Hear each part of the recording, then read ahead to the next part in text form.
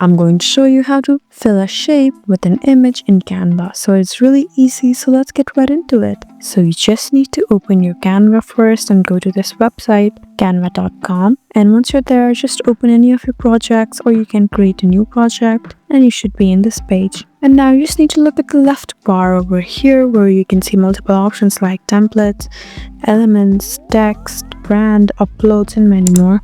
You just need to tap on elements, and now you just need to scroll down till you find the option of frames. So frames is right over here. So now just select any of the frames that you want, and once you do so, it should appear in your board. And now just go ahead and tap on upload, or you can just find an image through here too, but I'm just going to tap on uploads right over here. Now just select the image. Now you just need to drag this image near the frame like this, and it will automatically fill it. So this is how you fill a shape with an image in Canva. I hope this video was helpful for you. Please subscribe to our channel if you want more helpful tutorials like these, and leave a comment down below to let us know what sort of videos that you would like. Thank you for watching.